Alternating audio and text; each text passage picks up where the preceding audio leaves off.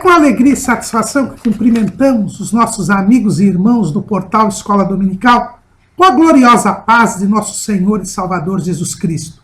Estamos dando início a mais uma pré-aula, esta ferramenta que o portal Escola Dominical disponibiliza no início da semana para que os irmãos possam melhor preparar a sua aula da Escola Bíblica Dominical. Leiam a revista das lições bíblicas, assistam a esta pré-aula, leiam o texto de apoio, que é base dessa exposição, que nós publicamos no site do portal Escola Dominical.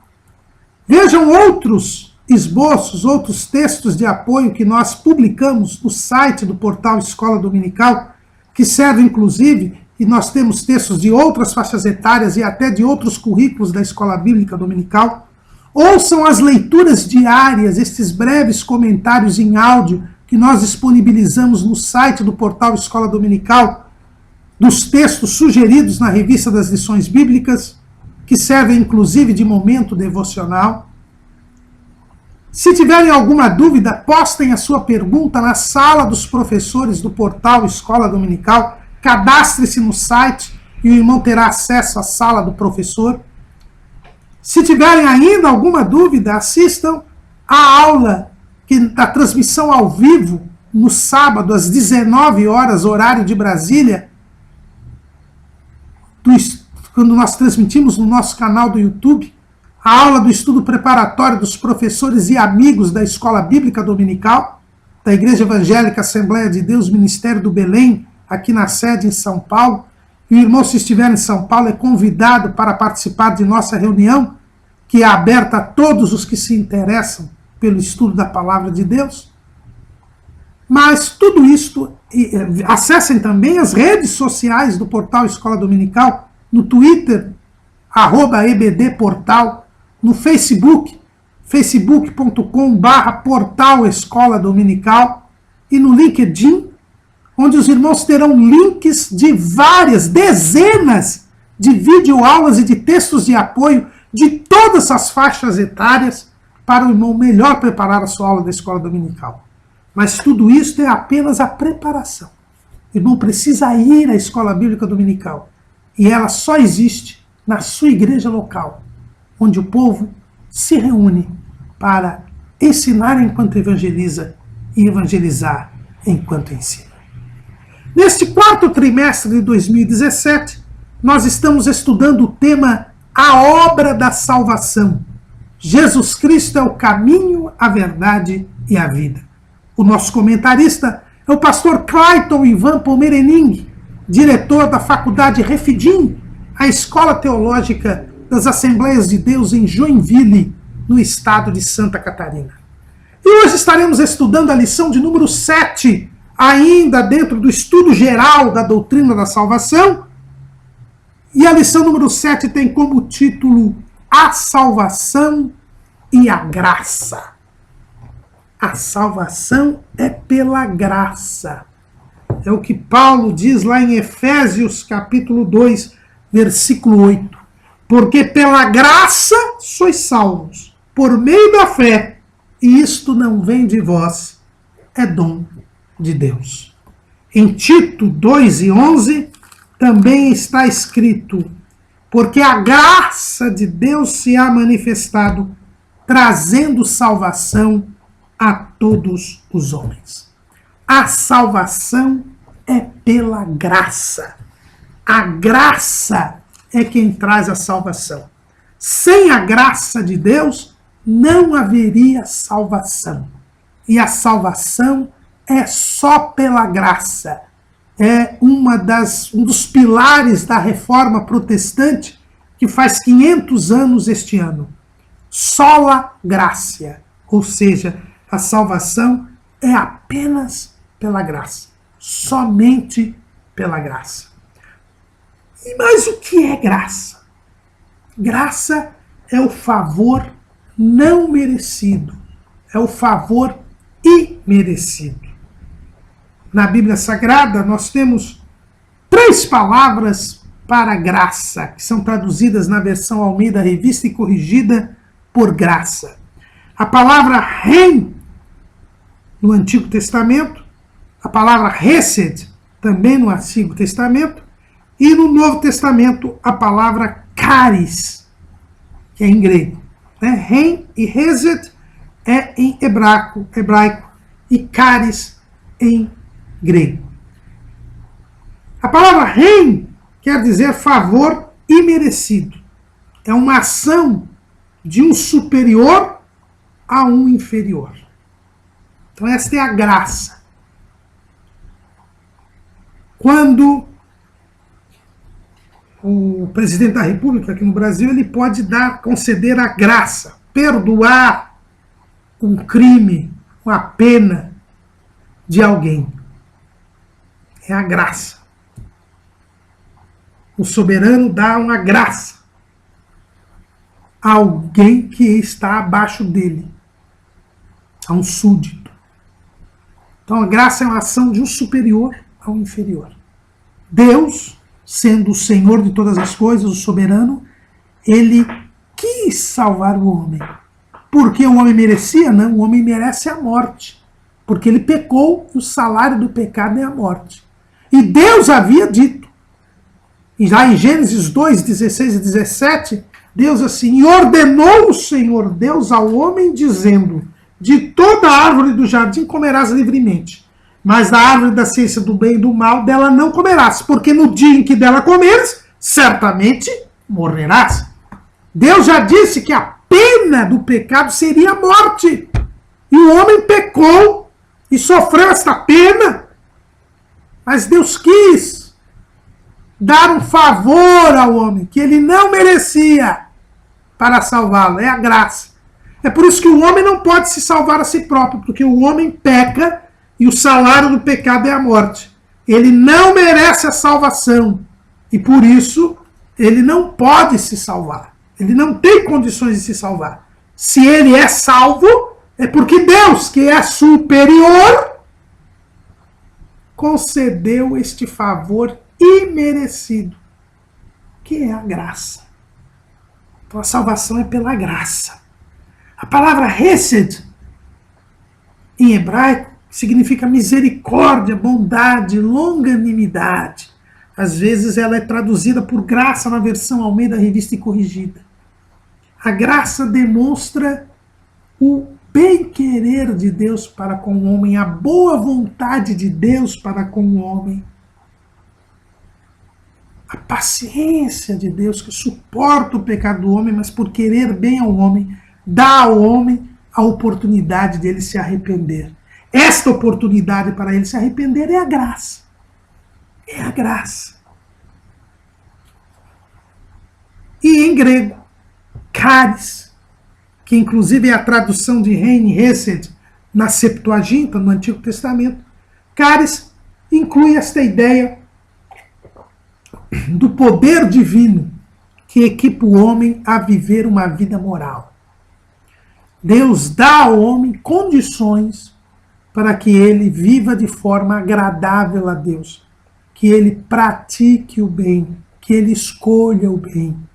É o poder divino que é dado, é a graça. Assim como eu disse que o poder que está no presidente da República para perdoar a pena de um criminoso, é o poder que Deus tem para perdoar os delitos praticados pelo homem no pecado e reativá-lo na comunhão com Deus. A graça é a boa vontade de Deus. É o desejo de Deus de favorecer o homem, de ser misericordioso com o homem, de querer o bem do homem, ainda que o homem não mereça esta benevolência divina. A graça, ela substitui o pecado. Em resposta ao pecado do homem, Deus quer favorecer o homem, quer salvá-lo, então oferece a sua graça.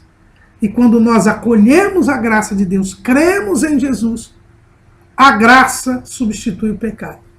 Nós somos o velho homem, o homem da natureza pecaminosa, crucificado com Cristo. E este novo homem, fruto da graça de Deus, surge para agradar e glorificar o nome do Senhor. É por isso que este tempo que nós vivemos hoje, da vinda de Cristo e a consumação da obra da salvação, é chamada de dispensação da graça. Olha o que Paulo diz. Se é que tendes ouvido a dispensação da graça de Deus, que para convosco me foi dada. Este é o tempo do favor de Deus. Este é o tempo da boa vontade de Deus, em que Deus oferece de forma clara a toda a humanidade a salvação na pessoa de Cristo Jesus. Nós lemos aí Efésios 2 e 8.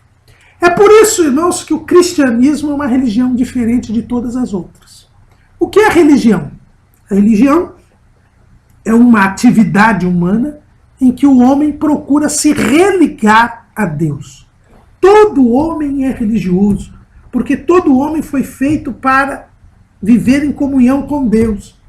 E como o homem está separado de Deus pelo pecado, ele sente essa necessidade de se religar a Deus. E é aí que surge o sentimento religioso, que a antropologia, a sociologia, tem mostrado que existe em todas as civilizações, em todos os tempos, em todas as nações, desde o aborígene lá de Papua Nova Guiné, até o mais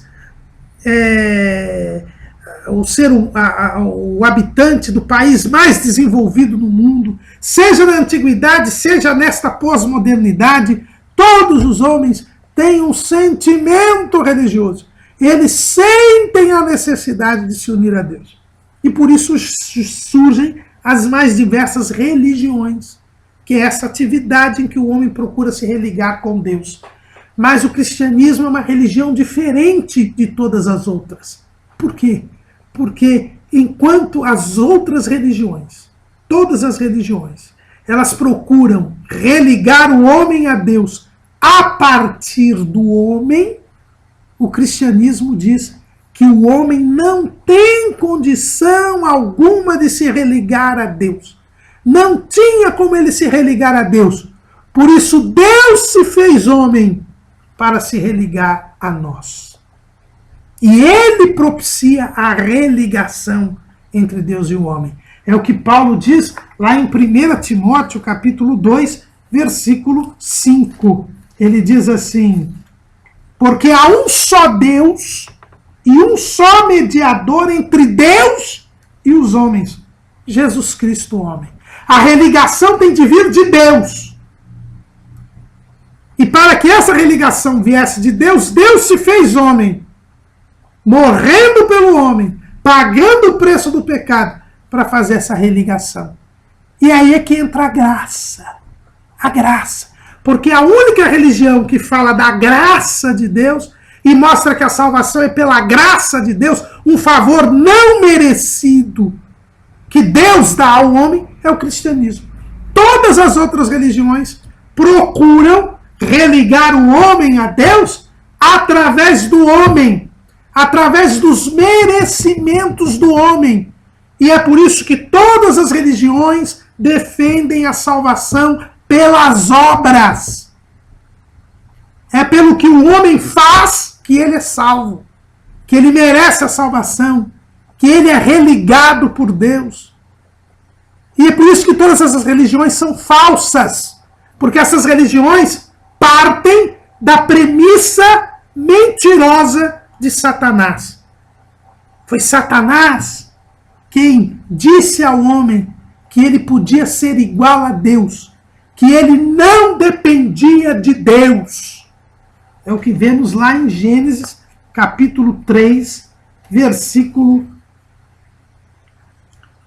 4. Então a serpente disse à mulher: certamente não morrereis, porque Deus sabe que no dia em que dele comerdes, se abrirão os vossos olhos, e sereis como Deus, sabendo o bem e o mal. Todas as religiões procuram religar o homem a Deus através do homem, sem precisar de Deus. É a continuidade na crença desta mentira de Satanás, que levou o homem ao pecado. E se o homem está no pecado porque creu na mentira de Satanás, se continuar crendo na mentira de Satanás, continuará no pecado. É por isso que nenhuma religião salva. Porque a religião, toda religião, procura a salvação do homem pelas obras. E vocês podem ver as mais diversas religiões. O hinduísmo, o budismo, o islamismo, o espiritismo, todas essas religiões defendem que o homem, para ser salvo, tem que merecer a salvação. E para merecer a salvação, ele precisa fazer boas obras. Até o judaísmo, irmãos. Porque o judaísmo, ele é resultado do farisaísmo. O que diziam os fariseus? Os fariseus diziam que pelas suas obras eles eram salvos. Por isso que eles tinham uma aparência exterior, buscavam ter uma aparência, porque eles achavam que por fazer boas obras eles alcançariam a salvação. Jesus lutou bravamente contra os fariseus, porque a sua salvação é exatamente o contrário. O fariseu, na parábola do publicano e fariseu, nós vemos bem esta verdade. Olha o que diz Jesus. 2 homens subiram ao templo a orar, um fariseu e o outro publicano. O fariseu, estando em pé, orava consigo desta maneira: ó Deus, graças te dou porque não sou como os demais homens, roubadores, injustos e adúlteros, nem ainda como este publicano. Jejuo 2 vezes na semana e dou os dízimos de tudo quanto possuo. O publicano, porém, estando em pé de longe, nem ainda queria levantar os olhos ao céu, mas batia no peito, dizendo: ó Deus, tem misericórdia de mim, pecador. Digo-vos que este desceu justificado para a sua casa, e não aquele. Porque qualquer que a si mesmo se exalta será humilhado, e qualquer que a si mesmo se humilha será exaltado. Jesus mostra o farisaísmo. Ele procurava salvação pelas boas obras. Ele procurava ser justificado pelas obras. E o judaísmo, o judaísmo de hoje é herdeiro do farisaísmo.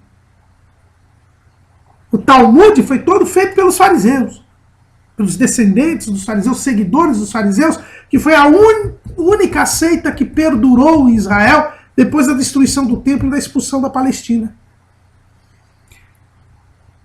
Eles também defendem as obras, porque rejeitaram a Cristo. Então a religiosidade judaica é igual às outras religiosidades. Mas a graça é o reconhecimento de que nós não merecemos, não temos como nos salvar.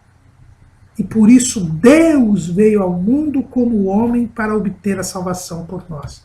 E nós não merecemos, mas podemos tê-la pelo sacrifício de Cristo no Calvário, pela iniciativa divina, porque somos pecadores e temos de reconhecer isso.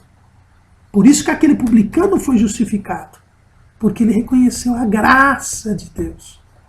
Então essa é a grande diferença entre o cristianismo e as outras religiões. Só o cristianismo fala da graça de Deus. Só ele reconhece que a salvação é um favor imerecido de Deus, enquanto que as religiões, elas dizem todas que o homem pode merecer a salvação, mas o homem não pode merecer a salvação, porque ele é um pecador e ele não tem como se salvar. E a ideia do merecimento, da salvação pelas obras, é a continuidade na crença, na mentira de Satanás. É a continuidade no domínio do pecado e do maligno. A salvação, ela vem por causa da graça de Deus. E a graça veio por Jesus. É o que está escrito lá em João 1:17. Porque a lei foi dada por Moisés. A graça e a verdade vieram por Jesus Cristo. Por isso a salvação só pode vir pela graça. E a graça só vem por Jesus. Não há como eu ser salvo a não ser pela graça de Jesus. A graça é este favor não merecido.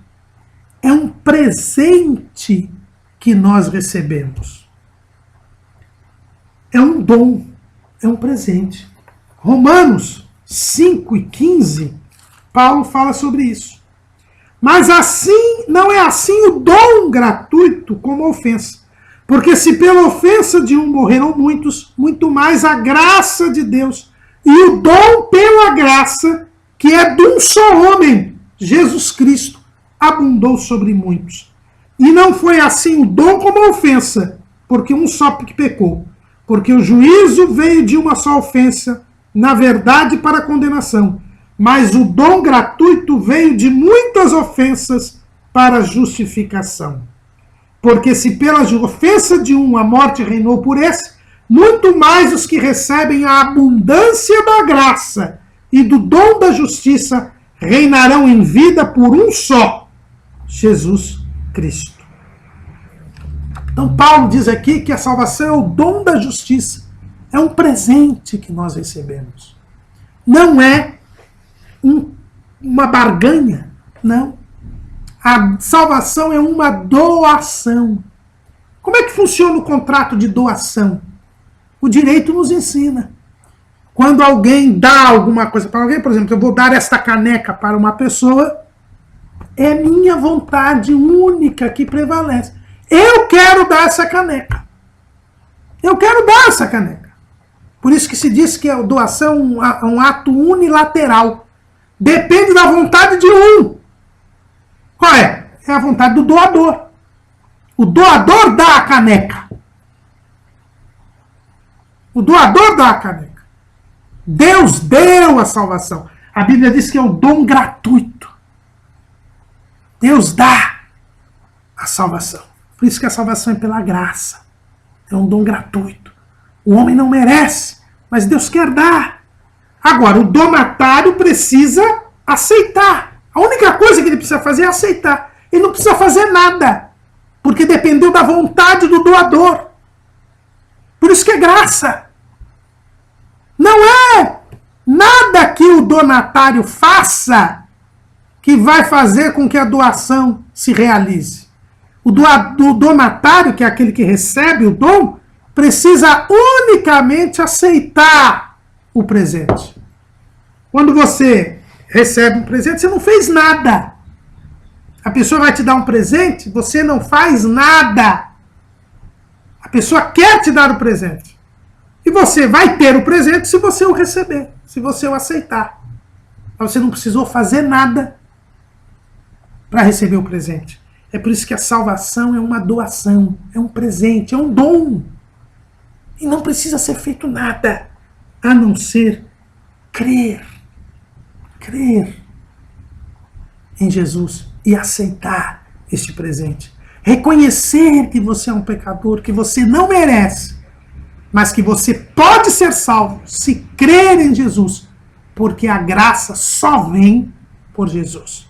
E quando nós cremos em Jesus, nós recebemos este presente e por isso nós somos salvos. Não precisamos fazer nada. E nada que façamos nos levará à salvação. E nós temos que tomar cuidado com isso. Porque eu disse dos fariseus, eu disse dos religiosos que defendem as obras, mas nos nossos dias nós temos pessoas que se dizem cristãs, mas acham que a salvação vem pelo merecimento. Pastor Luiz Henrique de Almeida Silva, o pioneiro das videoaulas na internet, ele costuma dizer isso nas suas videoaulas. E é uma realidade. Hoje existe uma teologia do merecimento. As pessoas acham que precisam fazer alguma coisa para ser salvas. E se não fizerem aquilo, não serão salvas. E há muitos grupos que se dizem cristãos que caíram nessa religiosidade. E que exigem a prática de algumas coisas para que a pessoa obtenha salvação. Então, a pessoa não será salva se não cortar o cabelo, a mulher não vai ser salva. Se não guardar o sábado, você não vai ser salvo. Se você não seguir o regulamento interno da igreja, você não será salvo. Irmãos, isso são os modernos fariseus. Os fariseus de hoje, que estabelecem fardos pesados e difíceis de carregar e de suportar, como se a salvação fosse pelo merecimento. E aí nós entramos também no romanismo. Qual foi o grande problema da reforma protestante? É que a igreja romana começou a defender que as boas obras geram um merecimento para o homem. E se o homem não tiver boas obras bastantes, ele terá que pagar a pena do pecado no purgatório antes de ir para o céu. As boas obras serviriam para a santificação. E sem esta santificação e sem este merecimento, você não pode subir aos céus. Os católicos romanos admitem que a salvação é pela graça, mas a santificação depende de obras, depende da penitência, para que você pague as penas do pecado e se livre do purgatório. Se você não for merecedor, você só obterá salvação depois que passar pelo purgatório. Aí que vem a doutrina das indulgências, das obras que servem para a santificação, e contra isto Martinho Lutero se levantou, mostrando que a salvação é somente pela graça. Não há nada que façamos que nos faça merecer uma salvação ou uma santificação. Não, é tudo pela graça. Tudo que você fizer, Deus não é injusto para não ver o que você faz na obra, mas você será galardoado no céu. E galardão nada tem a ver com salvação. Galardão é dos salvos. Quem for salvo, depois será galardoado pelo que fez. Mas o que fez não garantiu a sua salvação, porque a salvação é única e exclusivamente pela graça. E a salvação sempre foi pela graça. O sacrifício de Cristo, ele é um sacrifício para toda a humanidade, de todos os tempos. Nós já vimos que o efeito do sacrifício de Cristo é retroativo e prospectivo, porque a salvação é eterna, é atemporal. E todos foram salvos pela graça. Porque há um ensino errado por aí, dizendo que a salvação é pela graça depois da morte de Jesus na cruz. Antes a salvação seria pelas obras, por causa da lei. Mas não é verdade. A salvação sempre foi pela graça. Porque se fosse pelas obras, ninguém seria salvo. E se houve salvos antes da morte de Cristo, no Antigo Testamento, desde a criação do mundo, é porque eles creram naquele que havia sido prometido e receberam a salvação pela graça. Sete foi salvo pela graça. Por quê? Porque a Bíblia diz que ele invocou o nome do Senhor. Ele sabia que precisava de salvação, porque ele também tinha natureza pecaminosa, como é escrito lá em Gênesis 5:3. E se ele tinha natureza pecaminosa, ele também, ao invocar o nome do Senhor, ele mostrou a sua necessidade de salvação. E foi por isso que ele foi salvo. Noé, a Bíblia é textual. Aliás, é a primeira vez que aparece a palavra graça na versão Almeida Revista e Corrigida, é lá em Gênesis, capítulo 6, versículo 8. Noé, porém, achou graça aos olhos do Senhor. Foi salvo pela graça. Abraão foi salvo pela graça, porque Deus lhe favoreceu, não é pelo que ele fez. Pelo contrário, Paulo, escrevendo lá aos Romanos, no capítulo 4, ele diz assim: que diremos, pois, ter alcançado Abraão, nosso pai, segundo a carne? Porque se Abraão foi justificado pelas obras, tem de que se gloriar, mas não diante de Deus. Pois que diz a Escritura? Creu Abraão a Deus e isso lhe foi imputado como justiça. Ora, àquele que faz qualquer obra, não lhe é imputado galardão segundo a graça, mas segundo a dívida. Mas àquele que não pratica, mas crê naquele que justifica o ímpio, a sua fé lhe é imputada como justiça. Então Abraão não foi salvo pelas obras, não, foi salvo pela graça. Paulo deixa aqui bem claro, né, no capítulo 4 de Romanos. A nação de Israel também foi salva pela graça. Sim, irmãos, a própria lei foi um remédio que Deus deu a Israel pela graça. Por quê? Porque quando Deus tirou o povo do Egito, até o Monte Sinai, por 7 vezes Israel falhou em crer a Deus. Demonstrou uma grande incredulidade. Por 7 vezes, nesta jornada do Egito até o Monte Sinai, onde ele recebeu a lei, onde ele fez o pacto, Israel falhou. Na passagem do Mar Vermelho, Israel murmurou antes. Por que vocês não me tirou do Egito para morrer aqui no deserto, no mar, na beira do mar? Eles não creram em Deus, mas Deus, pela graça, abriu o Mar Vermelho e eles passaram em seco. Mas quando chegaram do outro lado, eles não creram que Deus iria matar os egípcios. Foram olhar na praia e viram os corpos dos mortos. Eles não creram. Mas mesmo assim, Deus, pela sua graça, deixou que eles fossem até o Monte Sinai. No caminho, eles encontram as águas de mar, eles passam sede. E quando encontram as águas amargas, eles murmuram contra Deus. Mas pela graça de Deus, as águas se tornam doces. E eles prosseguem o seu caminho. E quando chegam ao deserto de Sim, se não me falha a memória, vamos aqui olhar para não errar, no deserto de Sim,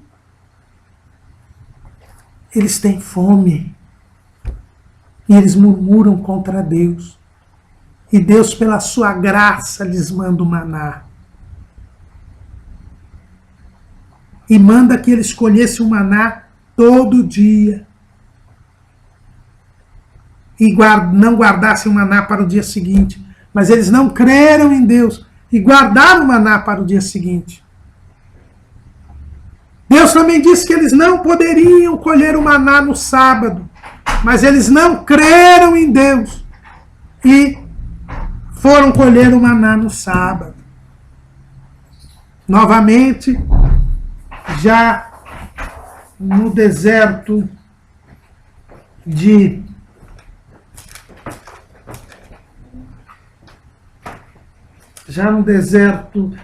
Refidim, já em Refidim, eles tiveram novamente sede. E aí eles tentaram a Deus, desafiaram a Deus. E Deus mesmo assim lhes deu água através da rocha. Então quando eles chegaram ao Sinai, eles já tinham falhado 7 vezes em crer em Deus. Mas Deus ainda propõe um pacto com Israel. E diz que, e o povo aceita, de ser sua propriedade peculiar dentre os povos. E Deus então diz que desceria no Monte Sinai e depois o povo deveria subir ao monte. Mas quando Deus desceu no Monte Sinai, o povo fugiu, com medo dos trovões, dos relâmpagos, da fumaça, do fogo que havia no monte, do tremor de terra. Não quiseram subir ao monte. Só Moisés subiu.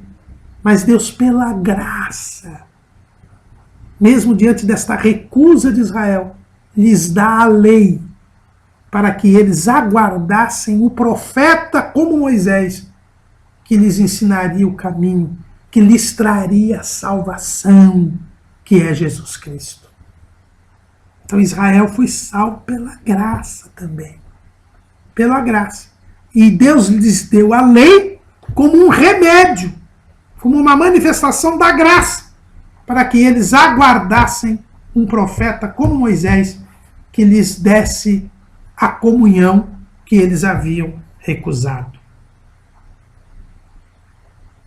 E aí nós temos estabelecido aqui a relação entre a lei e a graça. A lei foi um remédio que Deus deu para que eles aguardassem a manifestação da graça, que veio por Jesus. Porque a lei não salva. A lei manteve a separação entre Deus e os homens. Por quê? Porque a lei não tirou o pecado. O povo se recusou a ter comunhão com Deus. Não creu em Deus. Não creu em Deus, achou que Deus iria matá-los. Mesmo Deus tendo dito que iria descer ao monte para firmar comunhão com eles, para selar o seu pacto com eles, eles não creram. E Deus então lhes deu a lei. Mas a lei não elimina o pecado. A lei só aponta o pecado. Por isso ninguém é salvo pela lei. Porque a lei, embora seja de Deus, e portanto seja um mandamento justo, bom e perfeito, não tira o pecado do homem, apenas aponta o pecado. Paulo explica bem isso no capítulo 7 de Romanos. A lei só aponta o pecado. E com isso aumenta a responsabilidade do homem. O pecado, a lei, ela só aumenta a responsabilidade do homem e a sua condenação. Está lá em Romanos 5:20. Veio, porém, a lei para que a ofensa abundasse. Mas onde o pecado abundou, superabundou a graça. Paulo explica bem isso lá em Romanos capítulo 7, quando ele diz assim no versículo 7, que diremos, pois, é a lei pecado? De modo nenhum. Mas eu não conheci o pecado senão pela lei, porque eu não conheceria a concupiscência se a lei não dissesse, não cobiçarás.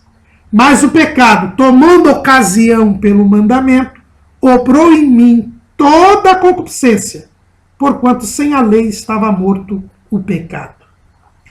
E se eu, em algum tempo, vivia sem lei, mas vindo o mandamento, reviveu o pecado, e eu morri. E o mandamento que era para a vida, achei eu que me era para a morte. Porque o pecado, tomando ocasião pelo mandamento, me enganou, e por ele me matou. Então a lei, ela é santa. Ela mostra o que é pecado. Mas ela não retira o homem do pecado. E pelo contrário, o homem fica consciente do que é o pecado e mesmo assim peca. É por isso que Paulo diz que o pecado é aumentado com a lei. A lei aponta o pecado, me torna consciente do pecado, mas como ela não me livra do pecado, eu peco consciente. Então eu sou 2 vezes condenado. Porque eu peco e porque eu sei que é pecado. Então a minha pena é maior. A lei aumenta a minha pena do pecado. Por quê? Porque a salvação é pela graça, não é pela lei. A lei veio porque o povo de Israel não creu e não quis ter comunhão com Deus. E não creu que Deus pudesse perdoar os seus pecados. E é por isso que o legalismo é uma religiosidade que aprofunda o homem no pecado. Mas a graça me liberta do pecado. Quando eu creio em Jesus, quando eu assumo minha condição de pecador e creio que Jesus é o Salvador, ele me dá de graça a libertação do pecado. É o que Jesus ensina. Se, pois, o Filho vos libertar, verdadeiramente sereis livres. E, portanto, eu estou livre do pecado. Esse é o sentido da graça. É o favor não merecido de Deus. Eu não mereço, mas recebo este presente. E se eu recebo este presente, então agora eu posso pecar à vontade? porque eu estou salvo, e é um presente. Eu não mereço este presente, mas recebi este presente. Então agora eu posso fazer o que quiser? É outra ideia equivocada. As pessoas acham que como o homem recebe a salvação sem merecer, ele pode fazer o que quiser, que será salvo. Porque ele não merece mesmo, mas Deus quis salvar, então ele vai salvar eu fazendo o que quiser. Mas não é isso que Paulo ensina. No capítulo 6 da Epístola aos Romanos, Paulo diz assim: que diremos, pois? Permaneceremos no pecado para que a graça abunde? De modo nenhum. Nós que estamos mortos para o pecado, como viveremos ainda nele? Ou não sabei que todos quantos fomos batizados em Jesus Cristo, fomos batizados na sua morte? De sorte que fomos sepultados com ele pelo batismo da morte, para que, como Cristo ressuscitou dos mortos pela glória do Pai, assim andemos nós também em novidade de vida. Porque se fomos plantados juntamente com ele na semelhança da sua morte, também o seremos na da sua ressurreição. Sabendo isto, que o nosso homem velho foi com ele crucificado, para que o corpo do pecado seja desfeito, para que não sirvamos mais ao pecado. A graça é um presente que Deus nos dá. Nós não merecemos, porque somos pecadores. Mas quando nós cremos em Jesus, nós recebemos este presente, e aí nós somos livres do pecado. Entramos em comunhão com Deus, porque Jesus nos reconciliou. E ao mesmo tempo, ficamos separados do pecado. A graça nos permite livrarmos do pecado, nos permite ficar separados do pecado. A graça nos separa do pecado. E por isso, nós não pecamos mais. O velho homem, a natureza pecaminosa, ela é crucificada. E agora nós podemos viver em novidade de vida. Diz Paulo, nós temos uma vida nova, nós somos uma nova criatura. Uma criatura que obedece a Deus, que glorifica a Deus, que vive separada do pecado. Nós fomos mortos para o pecado e agora vivemos para Deus. Não somos mais nós que vivemos, mas é Cristo que vive em nós. Deus, Cristo leva os nossos pecados e coloca em nós a sua justiça. Por isso a graça, quando ela é recebida, ela nos liberta do pecado. E nós não mais vivemos pecando. É uma nova criatura. E esta nova criatura de João não peca. É o que está lá em 1 de João, capítulo 3, versículo 6. Versículo 5. E bem sabeis que ele se manifestou para tirar os nossos pecados, e nele não há pecado. Qualquer que permanece nele não peca. Qualquer que peca não o viu nem o conheceu. Se nós nos unirmos a Cristo, Cristo nunca pecou, nós estamos agora sem pecado. E nós devemos viver sem pecar.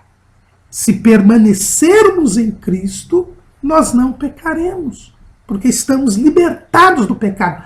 A graça nos liberta do pecado. Por isso dizer que se eu estou na graça, eu posso pecar à vontade, que Deus vai sempre me perdoar, não é estar em Cristo, não é estar salvo. A salvação pela graça nos liberta do pecado. Por isso, não se pode conviver a graça com o pecado. Não se pode ter graça com uma vida em pecado. Dizer que porque estou salvo, eu posso pecar à vontade, é negar a graça de Deus. É o que o escritor aos Hebreus diz lá no capítulo 10, dizendo assim, versículo 28, quebrantando alguém a lei de Moisés, morre sem misericórdia, só pela palavra de 2 ou 3 pessoas. De quanto maior castigo cuidais vós, será julgado merecedor aquele que pisar o Filho de Deus e tiver por profano o sangue do testamento com que foi santificado e fizer agravo ao Espírito da graça. Dizer que já que eu não mereço a salvação e a recebi, é permitir que eu viva pecando, porque afinal de contas, se eu não mereço, eu fui salvo sem merecer, pouco importa o que eu faça, que eu serei salvo, é pisar o Filho de Deus, é considerar o sangue de Cristo profano, porque aquele sangue inocente foi derramado por nós, para que nós vivêssemos separados do pecado. Jesus nos salvou para que nós vivêssemos santos e irrepreensíveis. Foi para isso que ele derramou o seu sangue. Ele derramou o seu sangue para que nós fôssemos santos e irrepreensíveis.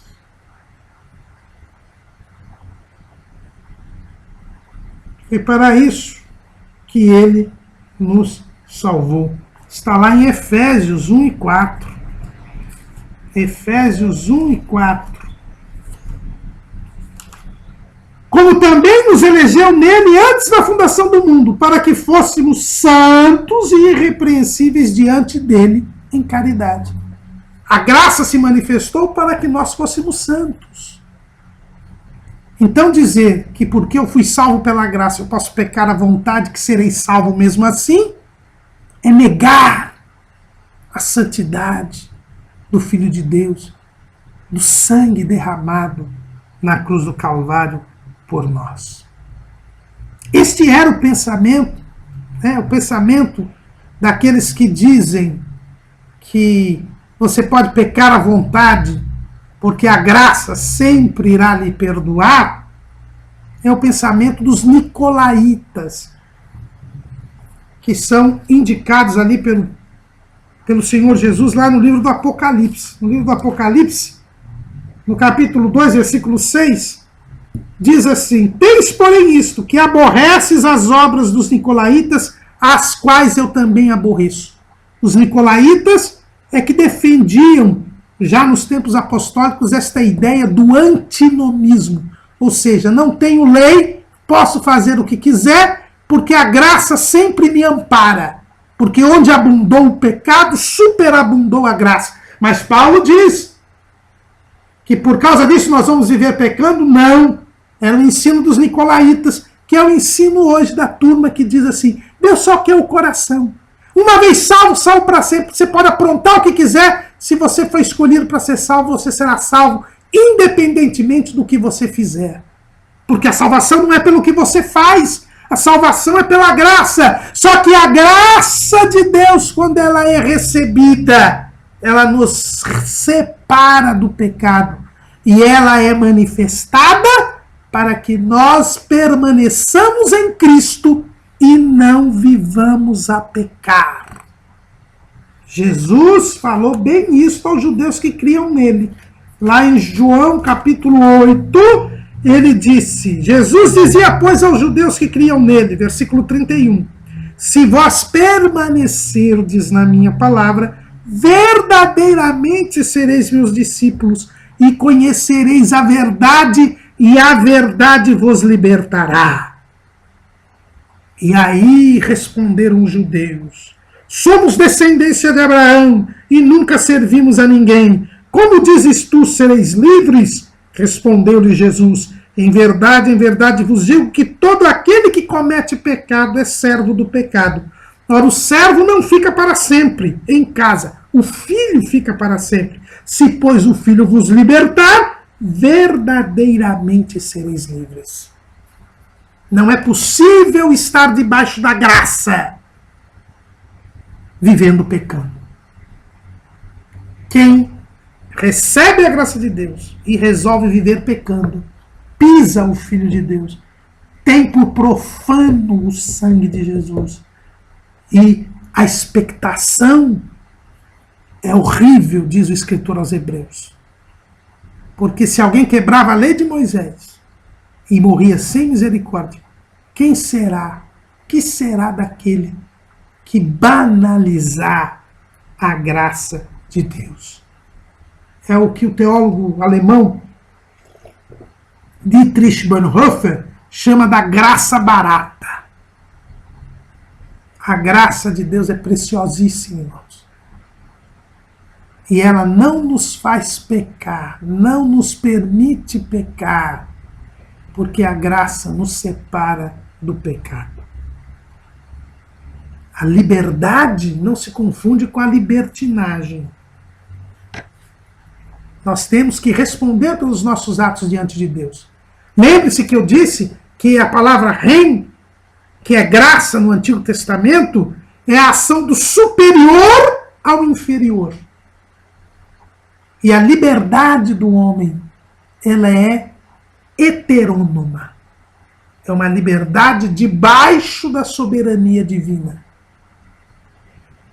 Por isso, a graça nos livra do pecado. E jamais poderemos viver pecando achando que a graça de Deus nos acolherá. Mas a graça também, ela traz santidade. Não é? É o que nós estamos falando aqui. Assim como nós morremos para o mundo e vivemos para Deus, nós agora vivemos em santidade. A graça nos traz a santidade, nos traz a santificação, porque nos separa do pecado. Nós não merecíamos ser salvos, mas quando nós recebemos esse presente de Deus, nós somos separados do pecado e agora temos que viver para Deus. A graça traz a salvação e quando nós acolhemos a graça, nós passamos a viver para Deus. A graça nos permite viver para Deus. É por isso que aqueles que são atingidos pela graça se tornam santos e agora em comunhão com Deus não mais vivem, mas é Cristo que vive em nós. É o que Paulo fala lá em Gálatas, capítulo 2, versículo 20. Ele diz assim: já estou crucificado com Cristo e vivo não mais eu, mas Cristo vive em mim. E a vida que agora vivo na carne, vivo-a na fé do Filho de Deus, o qual me amou e entregou-se a si mesmo por mim. Não aniquilo a graça de Deus, porque se a justiça provém da lei, segue-se que Cristo morreu debalde. Quando eu sou salvo e eu recebo o presente, eu sou liberto do pecado. E tenho que viver separado do pecado. Porque se eu voltar à vida de pecado, eu aniquilo a graça de Deus. Eu piso o Filho de Deus. Eu considero profano o sangue de Cristo. E eu perco a graça. Eu perco a graça. Eu caio da graça. Porque a graça me liberta do pecado. E ela é eficaz se eu permanecer separado do pecado. É por isso que Paulo, escrevendo lá a Tito, que nós já lemos no início da nossa aula, o versículo 11, que diz assim: porque a graça de Deus se há manifestado, trazendo salvação a todos os homens. Mas esta mesma graça diz Paulo, ensinando-nos que renunciando à impiedade e às concupiscências mundanas, vivamos neste presente século sóbria e justa e piamente, aguardando a bem-aventurada esperança e o aparecimento da glória do grande Deus e nosso Senhor Jesus Cristo, o qual se deu a si mesmo por nós para nos remir de toda iniquidade e purificar para si um povo seu especial, zeloso de boas obras.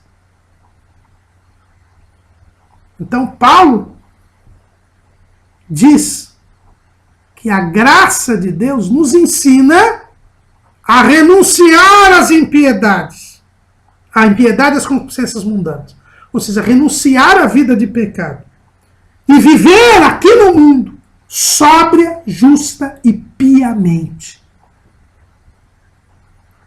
Nós temos que ter uma vida sóbria, ou seja, nós temos que dominar a nós mesmos, equilibrar os desejos da carne, mortificar a nossa carne, ter uma vida justa, ou seja, amar o próximo, ter uma vida de amor ao próximo, e uma vida piedosa, uma vida de temor a Deus, de obediência a Deus, de fazer a vontade de Deus. E é esta vida que é a vida ensinada pela graça. Se nós recebemos esse presente, que é a graça de Deus, esta graça vai nos ensinar a ter esta vida separada do pecado, esta vida sóbria, justa e piedosa. E com isto nós teremos a esperança da volta de Cristo. Aguardaremos a Cristo. E no dia que ele se manifestar, se concluirá a nossa salvação com a glorificação. Foi para isto que Jesus morreu, diz Paulo, para nos perdoar os pecados e nos purificar e nos transformar num povo seu, especial e zeloso de boas obras. Nós praticaremos boas obras por causa desta salvação.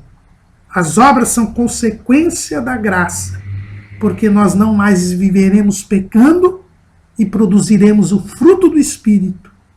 E este fruto do Espírito demonstrará o amor que temos a Deus, ao próximo e a nós mesmos. Esta é a realidade da graça. A graça desfaz o corpo do pecado.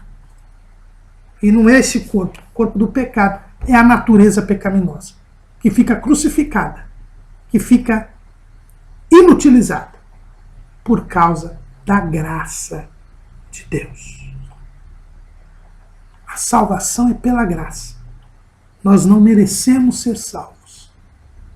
Mas Deus quis nos salvar e se fez homem e morreu por nós e nos dá este presente. Que nós recebamos esse presente, aceitemos este presente e, unidos a Cristo, permaneçamos nele em santidade até o dia da glorificação. Amém.